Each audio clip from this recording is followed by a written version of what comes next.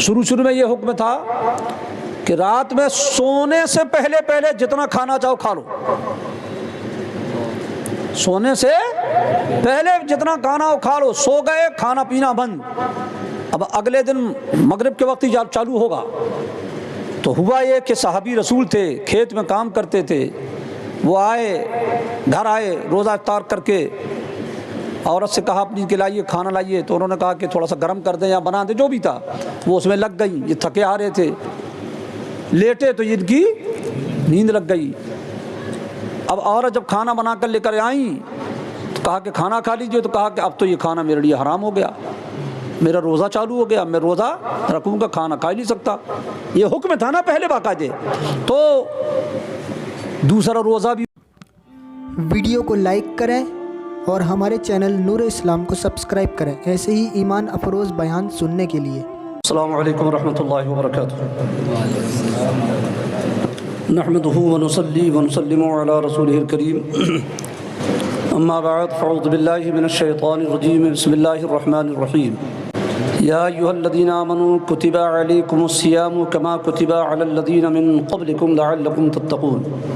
صدق اللہ العظیم۔ ان اللہ وملائکتہ یصلون علی النبی، یا ایھا الذین آمنوا صلوا علیہ وسلموا تسلیما۔ اللہم صل علی سیدنا مولانا محمد وعلی آل سیدنا مولانا محمد وبارک وسلم، صلاۃ و سلاما علیک یا حبیبی یا رسول اللہ۔ اللہ رب محمد صلی اللہ علیہ وسلم، نحن عباد محمد صلی اللہ علیہ وسلم۔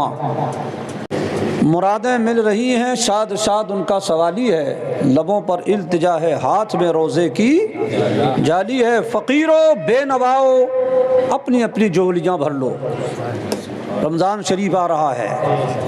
فقیرو بے نواؤ اپنی اپنی جھولیاں بھر لو کہ باڑا بٹ رہا ہے۔ باڑا مانے خیرات، للو کا باڑا، کلو کا باڑا نہیں جو چلتا ہے کہیں کہیں کہ فلانے کا باڑا ڈھکانے، یہ وہ والا باڑا نہیں ہے۔ باڑا سے مطلب ہے خیرات۔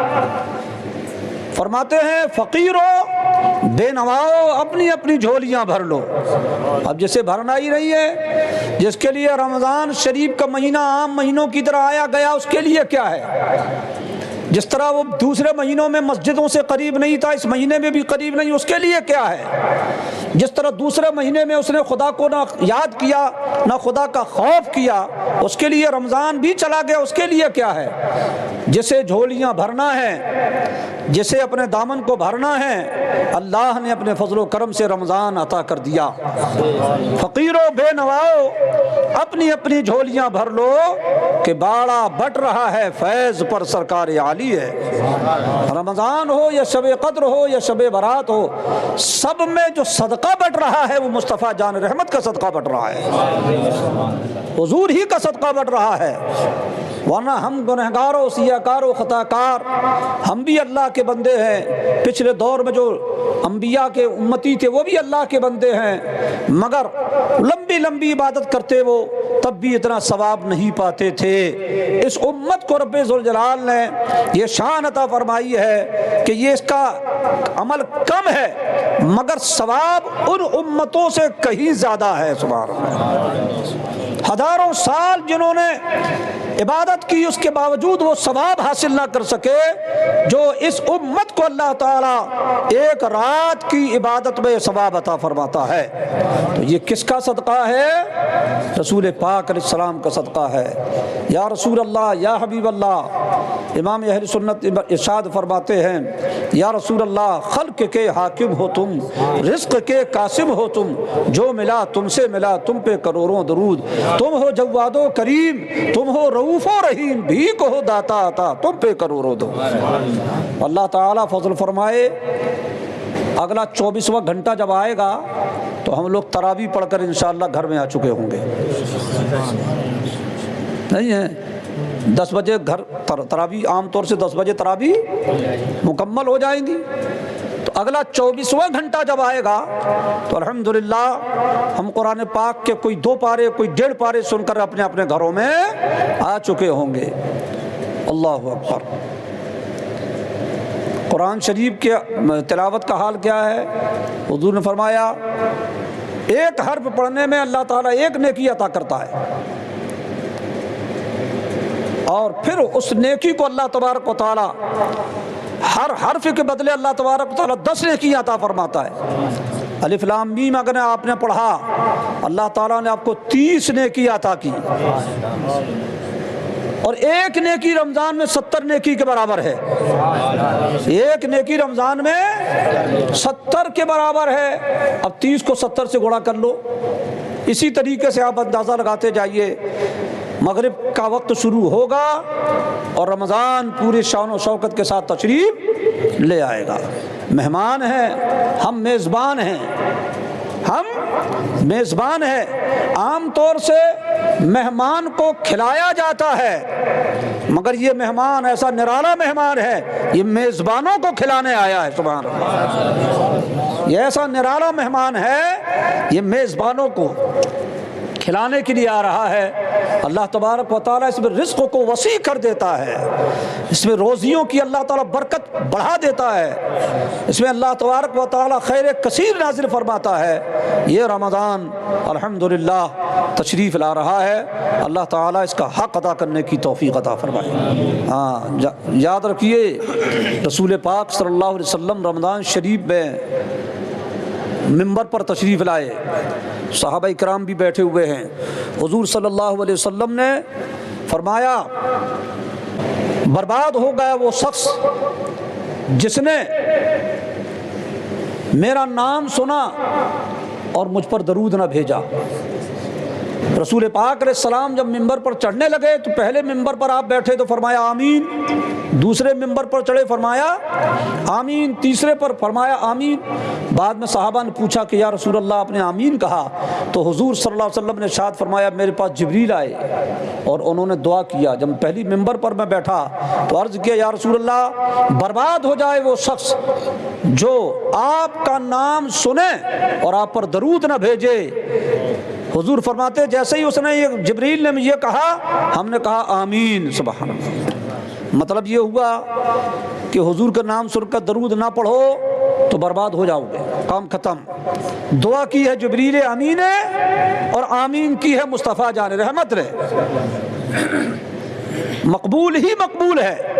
اس کے بعد حضرت رسول پاک نے ارشاد فرمایا میں دوسرے زینے پر چڑھا تو جبریل نے دعا کیا یا رسول اللہ برباد ہو جائے وہ شخص جو اپنے ماں باپ میں سے کسی ایک کو بھی پائے اور ان کی خدمت کر کے جنت میں نہ جائے۔ حضور نے فرمایا آمین۔ مطلب کیا ہوا؟ اماں ابا اگر ہیں، یا اماں ہے یا ابا ہے یا دونوں ہیں، بڑھاپے میں پہنچ گئے اور اگر بندہ ان کی خدمت نہیں کرتا تو حضور نے ایسے لوگوں کے لیے بد دعا کر دی ہے۔ جبریل نے بد دعا کی، حضور نے آمین کر دیا۔ اب ایسا شخص کسی صورت میں کامیاب نہیں ہو سکتا۔ میرے سرکار تیسرے زینے پر تشریف لے گئے اور رسول پاک علیہ السلام فرماتے ہیں کہ جب میں تیسرے زینے پر بیٹھا تو جبریل امین نے دعا کیا یا رسول اللہ برباد ہو جائے وہ شخص جو رمضان پائے اور اللہ تبارک و تعالیٰ سے مغفرت کی دعا نہ کروائے۔ رسول پاک فرماتے ہیں آمین۔ تو مطلب یہ ہے یہ 3 مخصوص دعائیں ہیں جس کی دعا جبریل امین نے کی ہے اور آمین مصطفیٰ جان رحمت نے کیا ہے۔ خیریت چاہتے ہو تو تینوں باتوں پر دھیان رکھو، نام مصطفیٰ سن کر درود پاک پڑھو، ماں باپ کی خدمت کرو، رمضان آئے تو مغفرت کی دعا کرو۔ اللہ تبارک و تعالیٰ آپ کو ہم کو اس کی توفیق رفیق عطا فرمائے۔ یقیناً یہ رمضان خدا کی رحمتوں کا مہینہ ہے، بڑا پیارا بڑا نرالا مہینہ ہے، آتا ہے پوری شان و شوکت کے ساتھ۔ اب جسے جتنا لوٹنا ہے وہ لوٹ لے، جسے جتنی خیرات حاصل کرنا ہے کر لے، ورنہ یہ تو ہر سال آتا ہے اور چلا جاتا ہے۔ اللہ تبارک و تعالی ہم سبوں کو بھی تیاری کے ساتھ رمضان کا استقبال کرنے کی توفیق عطا فرمائے۔ یاد رکھیے صرف دن بھر کھیلو کودو گھومو پھرو دنیا بھر کے کام کرو تھکاوٹ نہیں ہوتی۔ تراویح کا معاملہ آیا تو آدمی اس طریقے سے حرکتیں کرتا معلوم پڑتا کہ ادھمارا ہو گیا۔ حالانکہ اس وقت تو کھانے پینے کی اجازت ہے، پانی پی لو، کھانا کھا لو وغیرہ وغیرہ، روزے کی حالت میں آپ سب کام کر رہے ہیں، تراویح کے وقت میں آپ اتنے زیادہ لاچار و مجبور کیوں ہو جاتے ہیں؟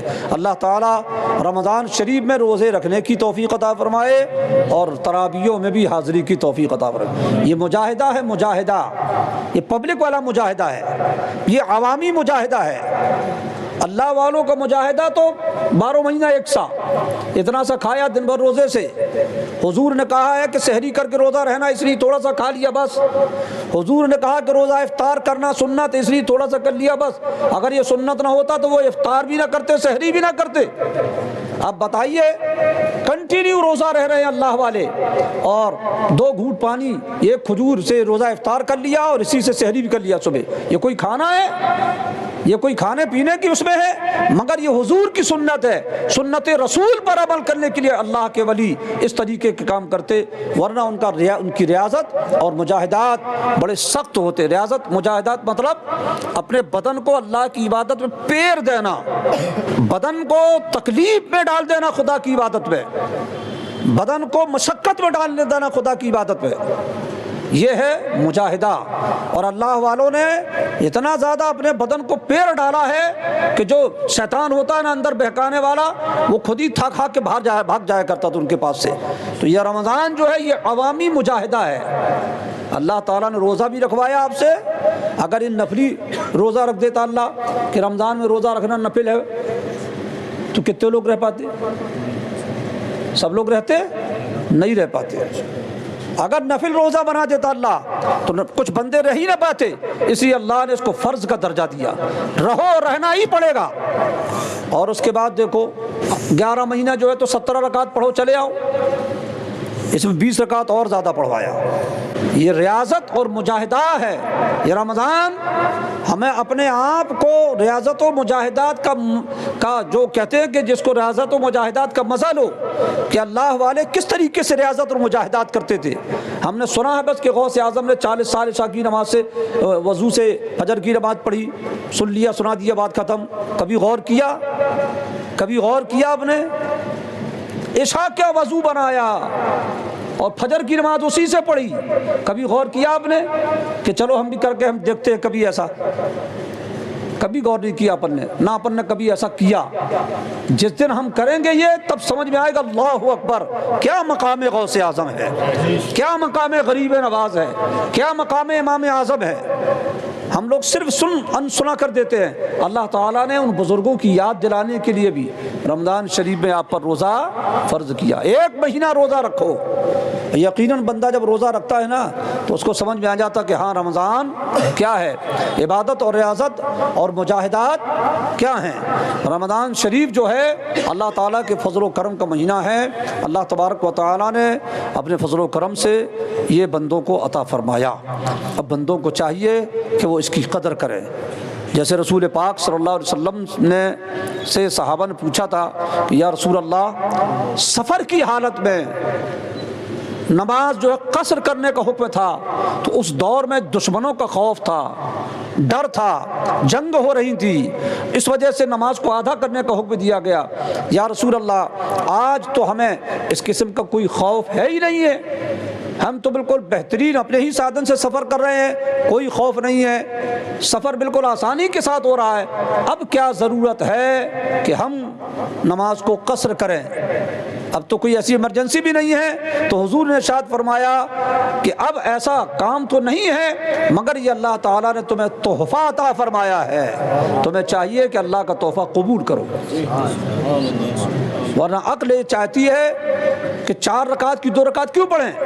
ہمارے پاس افراد ٹائم ہے، 5 دن کے لیے کہیں رکے ہوئے ہیں، گھوم پھر رہے ہیں، مگر نماز یہ قصر کا جب نماز کا معاملہ آیا تو 4 رکعت کو 2 رکعت پڑھا۔ عقل کہتی ہے ٹائم تو بہت ہے، کیا ضرورت ہے 4 کی 2 پڑھنے کی، 4 ہی پڑھ لو۔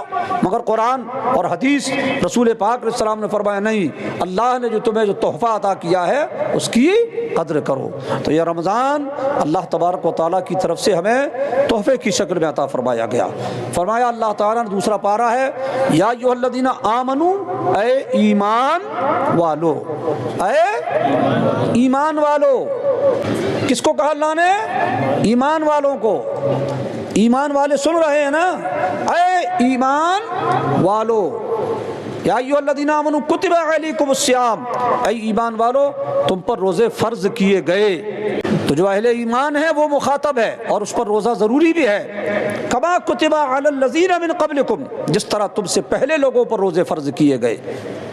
مطلب یہ ہوا کہ یہ روزہ صرف امت مصطفیٰ پر فرض نہیں ہے، حضرت آدم علیہ السلام سے لے کر حضرت عیسیٰ علیہ السلام تک جتنے بھی انبیاء تشریف لائے ان کی امتوں پر بھی روزے فرض تھے۔ کسی کو ایک روزہ فرض تھا، کسی کو 2، کسی کے مہینے میں 3 ٹھو، کسی کے سال میں کچھ، مگر اللہ تبارک و تعالیٰ نے اس امت کو پورے رمضان کو روزے فرض کر کے عطا فرمائے۔ یا ایھا الذین آمنوا کتب علیکم الصیام کما کتب علی الذین من قبلکم لعلکم تتقون۔ علماء کرام نے فرمایا، کتاب کا نام یاد نہیں ہے مگر کہیں ہم نے پڑھا تھا، بہت پہلے کی بات ہے، کہ حضور سید عالم صلی اللہ علیہ وسلم اعلان نبوت سے پہلے ہمارے حضور نے اپنے نبی ہونے کا اعلان ابھی نہیں کیا، حالانکہ حضور نبی ہیں۔ تو اعلان نبوت سے پہلے بھی ہمارے حضور نماز پڑھتے تھے، ابھی نماز فرض نہیں ہوئی، ابھی روزے فرض نہیں ہوئے، مگر اس کے پہلے بھی حضور نماز بھی پڑھتے تھے اور روزہ بھی رکھتے تھے۔ حضور صلی اللہ علیہ وسلم مکہ شریف میں ہے، کعبے کے تھوڑا سا دور میں، بہت زیادہ دور نہیں ہے، جو لوگ گئے جانتے ہیں، وہاں ایک پہاڑی ہے جس کا نام ہے غار حرا، جبل حرا، جبل مانے پہاڑ، حرا اس میں ایک غار ہے، جبل حرا، اس میں جو غار ہے اس کو کہتے ہیں غار حرا۔ تو حضور نے ابھی اعلان نبوت نہیں کیا، مگر رسول پاک علیہ السلام رمضان شریف جب آتا، روزے تو فرض نہیں ہے ابھی کسی پر، مگر جب رمضان آتا تو حضور کو رمضان سے ایک ایسی لگاؤ تھا، حضور کو رمضان سے ایک ایسی محبت تھی کہ روزے فرض ہونے سے پہلے بھی حضور صلی اللہ علیہ وسلم اپنا ہلکا پھلکا کھانا پانی لے کر کے غار حرا میں تشریف لے جاتے۔ جیسے ہی رمضان شروع ہوتا غار حرا میں تشریف لے جاتے اور سارا دن حضور صلی اللہ علیہ وسلم کھانے پینے سے پرہیز کرتے اور سارا دن ساری رات اللہ تعالیٰ کی عبادت میں گزارتے تھے۔ اللہ تبارک و تعالیٰ نے جب روزے فرض کرنا چاہا تو حضور صلی اللہ علیہ وسلم کی اس ادا کو یاد رکھنے کے لیے اللہ تعالیٰ نے اس امت پر رمضان کے روزے فرض کر دیے۔ بندہ روزہ رکھتا رہے، مصطفیٰ کی یاد تازہ ہوتی رہے۔ اصل میں یہ روزہ ادائے مصطفیٰ کا نام ہے۔ حضور صلی اللہ علیہ وسلم اگر کسی اور مہینے کو اختیار کرتے تو ممکن ہے اللہ تبارک و تعالیٰ اس مہینے کا روزہ فرض کرتا، مگر میرے مصطفیٰ نے 12 مہینے میں رمضان کو چنا، اور روزے فرض ہونے سے پہلے رسول پاک صلی اللہ علیہ وسلم رمضان میں ہی روزے کی طرح رمضان کو گزارتے تھے۔ اللہ تعالیٰ نے حضور کی یاد تازہ کرنے کے لیے ہمیں یہ رمضان کا مہینہ عطا کیا اور روزے بھی ہم پر عطا فرض کیے۔ حضور رمضان میں رات میں بھی اللہ کی عبادت میں مشغول رہتے غار حرا میں۔ اللہ تبارک و تعالیٰ نے ہم اور آپ کو تراویح کی شکل میں یہ نماز عطا کی اور نفل پڑھنے کی ترغیب دلائی، اور پھر سحری سے پہلے گھنٹے بھر سے پہلے اٹھا دیا تاکہ یہ سب کام میں لگے رہو اور مصطفیٰ کی یاد تازی ہوتی رہے۔ حضرات، 2 ہجری میں روزہ فرض ہوا، رسول پاک صلی اللہ علیہ وسلم مدینہ شریف آ چکے ہیں، حضور کی عمر شریف ہو گئی ہے 55 سال۔ 53 سال کی عمر میں حضور صلی اللہ علیہ وسلم نے مکہ شریف کو خیر آباد کہا، مدینہ شریف آ گئے۔ کتنے سال کی عمر میں؟ 53 سال کی عمر۔ حضور پیدا مکہ شریف میں ہوئے، 40 سال تک حضور نے اپنے آپ کو نبی نہیں بتایا، لوگوں سے، لوگوں کے درمیان رہے، لوگوں کے دکھ درد میں کام آتے رہے، بیک زبان سب حضور کو صادق اور امین کہہ کر کے پکارتے تھے۔ بیٹا اپنے باپ کے پاس امانت نہیں رکھتا مال، حضور کے پاس آ کر امان رکھا کرتا تھا۔ بھائی اپنے بھائی کے پاس اپنے مال کو نہیں رکھتا حفاظت کے لیے، مقدمے مصطفیٰ میں لا کر کے مال کو ڈال دیا کرتا۔ اس لیے حضور کو سب کہتے ہیں ھذا صادق ھذا امین، یہ صادق ہیں اور امین ہے، یہ جھوٹ بولتا ہی نہیں ہے، جھوٹ جانتے ہی نہیں ہے مصطفیٰ صلی اللہ علیہ وسلم۔ اور یہ صادق کہنے والا یہ کفار مکہ جو حضور صلی اللہ علیہ وسلم کو جنہوں نے بعد میں پریشان اعلان کیا سب اسی میں تھے، سب حضور کو صادق اور امین کہتے، مگر جب 40 سال کی عمر ہو گئی اللہ نے فرمایا حبیب اعلان کریں۔ حضور نے جب اعلان کیا تو اب وہی لوگ جو کل تک حضور کو صادق اور امین کہتے رہے اب جانی دشمن بن گئے۔ معلوم ہوا کہ جب تک بندہ دین کی بات نہ کرے تو سب اچھا کہتے ہیں، اور جب دین کے احکام کو کھلم کھلا بیان کیا جائے تو اپنے بھی پرائے ہونے لگتے ہیں۔ یہ ہم لوگوں کو بھی بہت تجربہ ہے اس کا۔ سب کچھ ہوتا رہا، دعوت پانی سب چلتی رہی، نذرانہ سب ملتا رہا، اور جب وہابیوں کو کہا کہ وہابی کافر ہے تو پھر وہ سب معاملہ گڑبڑا گیا، اب تو مولانا بالکل بیکار ہو گیا۔ رسول پاک صلی اللہ علیہ وسلم کے دشمنوں کو جب برا کہو تو پھر اپنے بھی پرائے ہونے لگتے ہیں۔ خیر اس کی تو پرواہ ہماری جوتیاں بھی نہیں کرتی، اس کی پرواہ تو ہماری جوتیاں بھی نہیں کرتی، جو کرنا ہے وہ کرو، موت تبھی آئے گی جب اللہ نے بھیجا ہے۔ اللہ تبارک و تعالی حضور صلی اللہ علیہ وسلم کے دین کا کام کرنے کی توفیق عطا فرمائے۔ حضور نے اعلان نبوت کیا، 40 سال کے بعد حضور پھر مکے میں 13 سال اور رہے۔ حضور کا 52واں سال تھا، حضور معراج میں گئے، پھر اس 1 سال کے بعد حضور کو اللہ نے ہجرت کا حکم دیا۔ کتنی عمر ہو گئی حضور کی؟ 53 سال میں رسول پاک علیہ السلام نے مکہ شریف کو چھوڑا، کہاں آ گئے؟ مدینہ۔ وہ مدینہ اچانک نہیں آئے، اتفاق سے نہیں آئے کہ جا رہے تھے راستے میں پڑا تو مدینہ میں ڈیرا ڈال دیا، نہیں، یہ سارا سسٹم اللہ تعالیٰ نے پہلے سے بنا دیا تھا۔ جب حضور معراج میں جا رہے تھے نا، مکے سے چلے، تو جب حضور براق پر بیٹھ کر کے آگے بڑھے، سب سے پہلے جو ایک مقام آیا، حضرت جبریل نے عرض کیا حضور سواری سے اتریں، اس جگہ 2 رکعت نماز نفل پڑھیں۔ حضور نے نماز پڑھی، فرمایا جبریل یہ کون سی جگہ ہے؟ عرض کیا یا رسول اللہ یہی تو آپ کی آخری آرام گاہ ہے، یہ وہ شہر ہے۔ کون نہ پڑھ رہا تھا بھی یہ شہر کیا ہے؟ وہ شہر محبت۔ سبحان اللہ، بڑا اچھا سے لکھا ہے یار، جب سنو تو آنکھوں میں آنسو سے آ جاتے۔ وہ شہر محبت جہاں مصطفیٰ ہیں، سبحان اللہ، وہ شہر محبت جہاں مصطفیٰ ہیں، واللہ سبحان اللہ۔ حضور صلی اللہ علیہ وسلم کا شہر محبت والا شہر ہے۔ ہم تو حضور سے محبت کرتے ہیں جناب، ہمارے دل سے پوچھو کہ ہم مدینہ سے کتنی محبت کرتے ہیں۔ تو حضور صلی اللہ علیہ وسلم سے حضرت جبریل نے کہا، عرض کیا 2 رکعت نماز پڑھیں۔ حضور نے پڑھا، پوچھا تو فرمایا، عرض کیا یا رسول اللہ یہ آپ کی ہجرت گاہ ہے، آپ ہجرت کر کے یہیں تشریف لانے والے ہیں، اور یہی آپ کی آخری آرام گاہ بھی بنے گی۔ تو حضور صلی اللہ علیہ وسلم کو بہت پہلے اور اس سے بھی پہلے اللہ نے جب توریت نازل کی، زبور نازل کی، انجیل نازل کی، اس میں بتا دیا تھا کہ نبی آخر الزمان آئیں گے، پیدا مکہ میں ہوں گے، اور وہ ہجرت کر کے ایسی جگہ آئیں گے جو کھجوروں کا ایریا ہوگا۔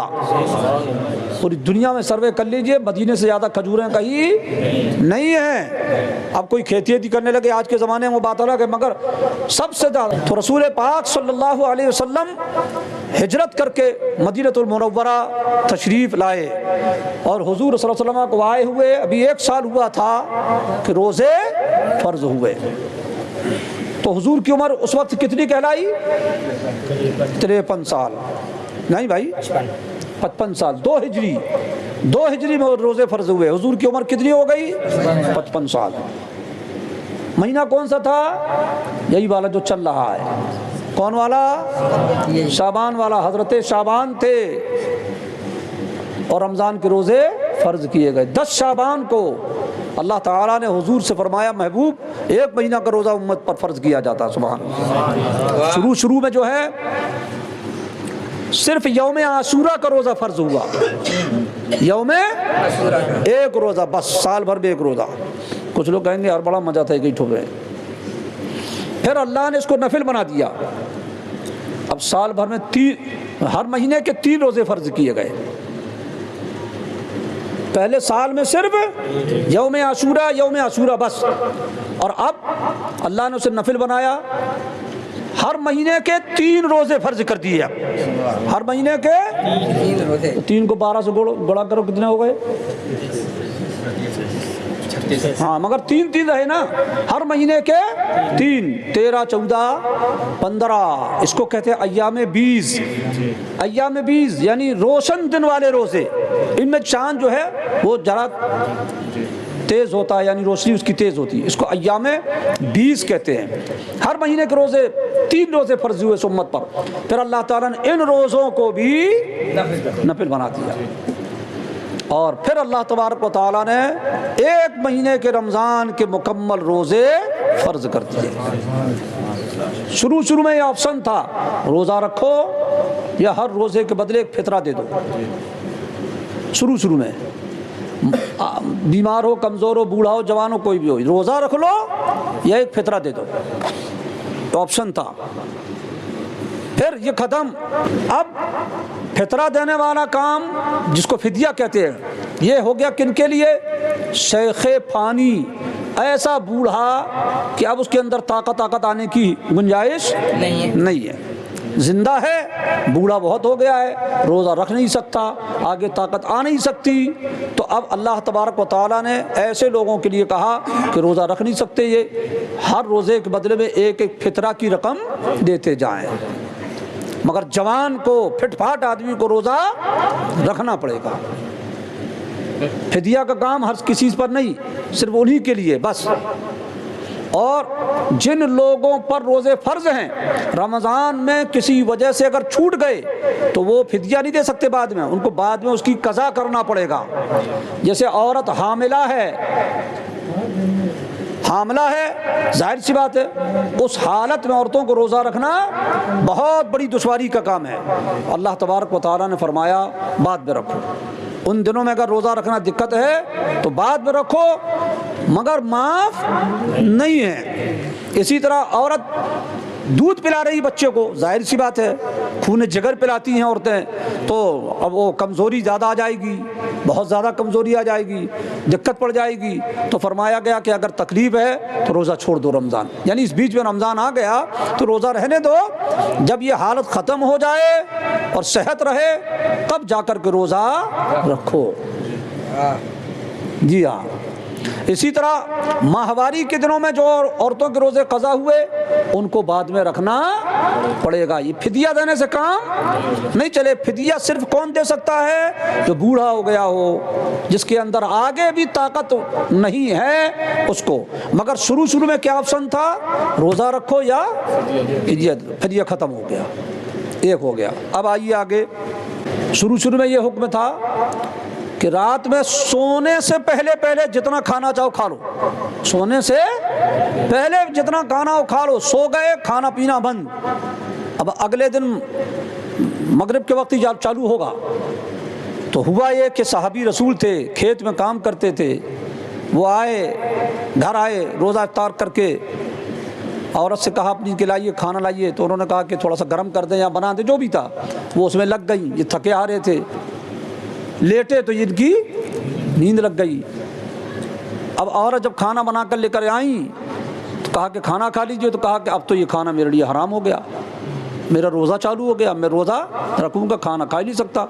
یہ حکم تھا نا پہلے باقاعدے، تو دوسرا روزہ بھی انہوں نے اسی طرح رکھ لیا۔ اللہ اکبر۔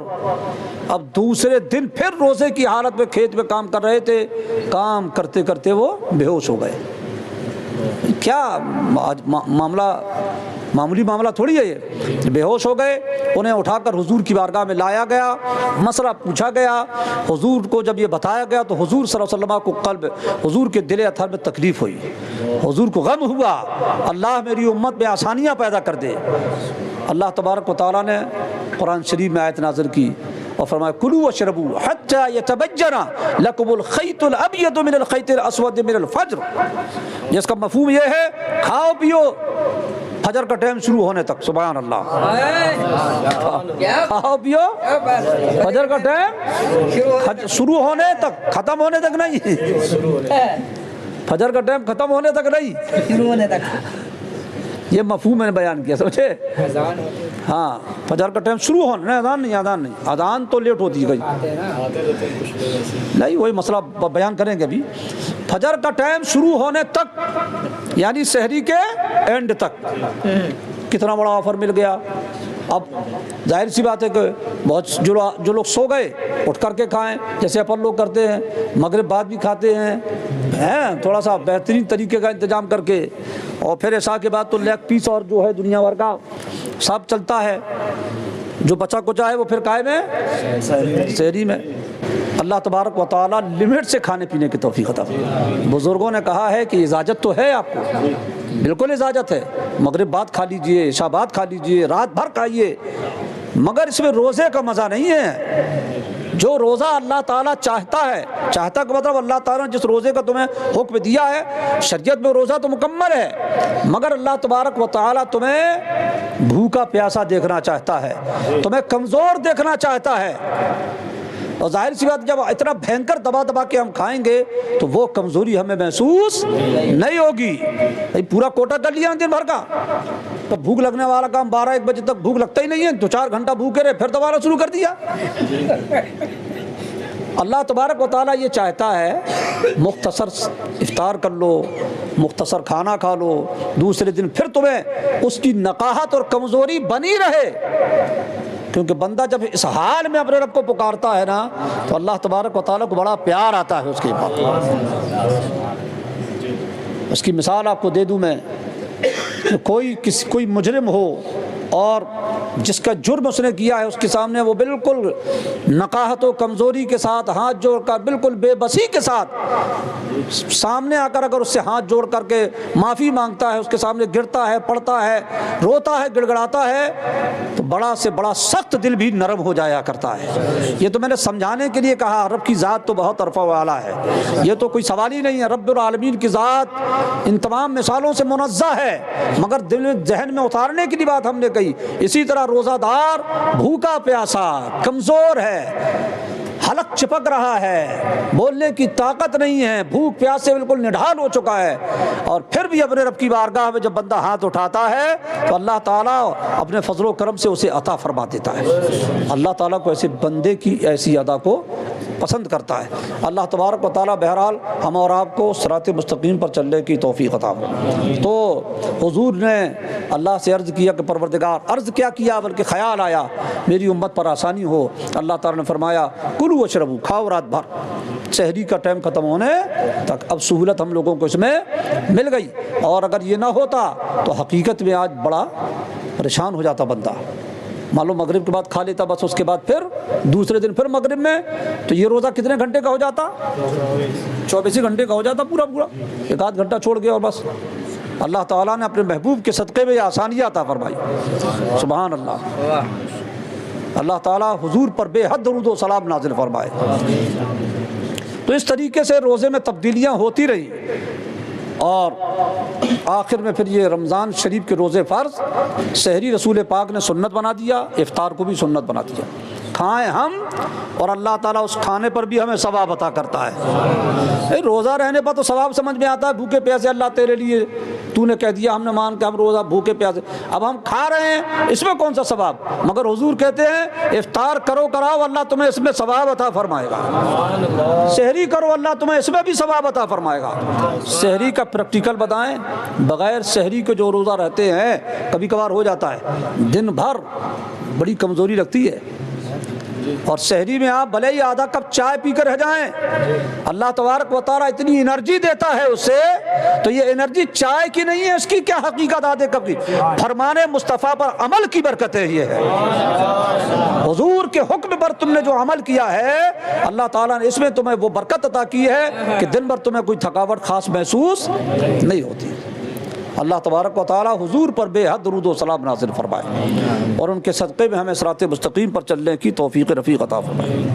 اور باتیں بہت سی ہیں، رمضان شریف رمضان ہے، روزہ رہیے، تلاوت کیجئے قرآن شریف کی، اور درود کلمہ جو بھی آپ پر آسانیاں ہوں وہ پڑھیے، اور اپنے مال کی زکوٰۃ اچھے سے نکالیے، حساب لگا لگا کے، ہے نا، کم زیادہ جو بھی بنے نکالو۔ میل، یہ زکوٰۃ جو ہے مال کا کیا ہے؟ میل۔ کپڑا دھلنے کے بعد میل کو بوٹل میں بھر کر کے فریج پر رکھ لینا ذرا، رکھے گا کوئی؟ کپڑا دھل لیا، میل جو نکلا بڑھیا سجا کر بوٹلوں میں رکھ کر کے فریج میں رکھے گا کوئی؟ گھر میں رکھے گا کوئی؟ نہیں رکھ سکتا، یہ فطرت ہے، میل ہمیں پسند نہیں ہے۔ تو اب جو زکوٰۃ نکالتا ہے وہ اپنے مال کا میل کچیل نکال رہا ہے، اور جب میل کچیل نکال دیا تو مال چمک گیا، مال پھر جیسا کا تیسا چمکنے لگا، اس میں اللہ نے برکتیں عطا کر دی۔ یہ میل تمہیں نفرت دلانے کے لیے کہا گیا ہے، مگر یاد رکھو جو مستحقین ہیں، جو حقدار ہیں، جنہیں ضرورت ہے، انہیں جب وہ مال دیا جائے گا تو وہ مال جو ہے میل کی شکل میں نہیں ملے گا، وہ بھی اللہ تعالیٰ لینے والے کو بھی ثواب عطا فرمائے گا۔ جی ہاں، اللہ نے بنایا ہے غریبوں کے لیے زکوٰۃ، اللہ نے بنائی ہے، اس لیے جو مستحق ہے وہ لے اور اپنی ضرورت پوری کرے۔ اللہ تبارک و تعالیٰ خیر کی توفیق عطا فرمائے۔ اب رمضان شریف کا روزہ جو ہے، اس میں کبھی کبھی بغیر سحری کے بھی آدمی روزہ رہتا ہے۔ نیند نہیں کھلی ہے، پانی دیجیے تھوڑا، نیند نہیں کھلی کوئی بات ہی نہیں، جان بوجھ کر کے سحری نہیں چھوڑنا ہے، یہ حضور کی سنت ہے، اس لیے ہر حال اپناتا بھی ہے۔ کوئی بندہ ایسا نہیں ہے جان بوجھ کر سحری میں، ہم نے تو نہیں سنا آج تک کہ اٹھتا ہی نہ ہو جان بوجھ کر، نیند لگی ہے دائیں بائیں پلٹ رہا ہے اور سحری کا ٹائم ختم کر دیا تو یہ غلط بات ہے، مگر نہ اٹھنے کا ارادہ کسی کا نہیں ہوتا۔ لیکن اگر نیند نہیں کھلی ہے اسی حالت میں روزہ آپ رکھیے، رکھنا پڑے گا، اس سے روزے کا کوئی تعلق نہیں ہے۔ مثال کے طور پر روزے میں اگر اللہ تعالیٰ آپ کو 1 کروڑ نیکیاں عطا فرما رہا ہے تو یہ روزہ سحری کے ساتھ ہو یا بغیر سحری کے ہو، وہ نیکی آپ کو پوری ملے گی۔ سحری الگ سنت ہے، اس کا ثواب اللہ تعالیٰ آپ کو الگ عطا فرمائے گا۔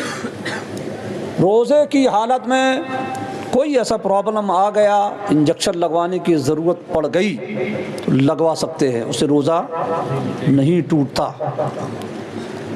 جی ہاں، بلڈ نکلوانے کی ضرورت پڑ گئی، کوئی ایسا چیک اپ سامنے آ گیا تو روزے کی حالت میں خون نکلوایا جا سکتا ہے، اس سے بھی روزہ نہیں ٹوٹتا۔ مان لیجئے باٹل لگانے کی ضرورت پڑ گئی، ایمرجنسی کوئی ایسی پھنس گئی، وہ بندہ روزہ بھی نہیں توڑنا چاہتا۔ ایک بات دھیان رکھیے گا، ایسی اگر کوئی مرض، ایسا کوئی مرض آ جائے یا ایسی کوئی مصیبت آ جائے یا ایسی کوئی پریشانی آ جائے تو باقاعدہ شریعت کا حکم ہے کہ روزہ توڑ دو، گناہ نہیں ہے، شریعت کا حکم ہے کہ روزہ توڑو، جان بچاؤ، اپنی جان بچانا تم پر فرض ہے۔ روزے کی بعد میں قضا ہے نا، آپ گنہگار نہیں ہو۔ کچھ لوگ سوچتے نہیں وہ گناہ پڑے گا، نہیں، کوئی گناہ نہیں بھائی، ایسی ایمرجنسی اگر کبھی پھنس جائے تو روزہ توڑنے کا حکم ہے، آپ اپنا خیال رکھیے۔ مگر ظاہر سی بات ہے کہ وہ کیسی ایمرجنسی ہوگی وہ آپ خود ہی دیکھیے، ہلکی پھلکی میں نہیں، ہلکا پھلکا میں نہیں، جہاں ایسی صورت پیدا ہو جائے روزہ توڑنے میں کوئی حرج نہیں، اور آپ گنہگار بھی نہیں، اور جو ٹائم باقی ہے اس کو روزے ہی کی طرح گزارنا ضروری، اسی طرح ضروری نہیں ہے۔ اسی طرح جو عورتیں، بہت سی عورتیں رمضان شریف میں ماہواری سے جب ہوتی ہے تو پتہ چلا کہ 1 گھنٹہ بچا ہے روزہ افطار کرنے کے لیے، 1 گھنٹہ بچا ہے تو ان کو بڑا افسوس ہوتا ہے۔ افسوس تو اچھی چیز ہے، اپنی جگہ پر ہے، مگر آپ کوئی روزہ توڑنے یا چھوڑنے کا گناہ تو نہیں ہے نا۔ جیسے ہی وہ معاملہ ہوا روزہ ٹوٹ گیا، کھاؤ چاہے نہ کھاؤ، پیو چاہے نہ پیو، اور جو بچائے گھنٹہ بھر اس میں روزہ جیسے بھی گزارو گے تب بھی کوئی ثواب نہیں ہے۔ اس لیے جب ایسی کنڈیشن شروع ہو تو عورتوں کو چاہیے کھا پی کر کے برابر کریں، اور بعد میں ان روزوں کو وہ رکھیں، زندگی بھر جب چاہیں اس کو رکھ لیں، بہتر ہے آئندہ رمضان آنے سے پہلے، ورنہ اس کے ساتھ 7-8 تو اس رمضان کے ہو گئے، پھر دوسرے رمضان کے 7-8 اس طریقے سے بڑھتے چلے جائیں گے، اور پھر عورتوں کو روزہ رکھنا دشوار ہو جائے گا۔ اس لیے حساب کتاب ہر رمضان کا رمضان کرتے چلیں۔ اور اسی طرح روزے میں الٹیاں بھی بہت ہوتی ہیں، شروع میں تو زیادہ ہوتی ہیں، تو الٹی کا مطلب یہ ہے کہ اگر الٹی ہوئی ہے باہر نکل کے پورا پانی کھانا جو بھی ہے، اس سے بھی روزہ نہیں ٹوٹتا، اس سے روزہ نہیں ٹوٹتا، اوکی آنے سے روزہ نہیں ٹوٹتا۔ ہاں، دانہ پانی نکلا اور حلق سے نکل کر منہ میں آ گیا اور پھر کسی وجہ سے اندر چلا گیا تب روزہ ٹوٹے گا، منہ بھر کے اگر ہے۔ اس لیے عام طور سے تو باہر ہی نکل جاتا ہے، اس لیے اس سے روزہ نہیں ٹوٹتا۔ اور 92 کلومیٹر کا سفر کر کے اگر آپ کو جانا ہے تو شریعت کی طرف سے رخصت ہے، روزہ نہ رہو، رخصت ہے، ضروری نہیں ہے۔ جیسے آپ نے کہا کہ بھیا میں کار میں جا رہا ہوں، جیسے کٹنی جانا ہے 1.5 گھنٹے کا راستہ ہے، 92 کلومیٹر تو ہے، تو سفر تو بن جائے گا کٹنی سے آگے جانے میں، مگر 1.5 گھنٹے میں تو پہنچ گئے اپنی کار سے، آپ کون سی تھکاوٹ۔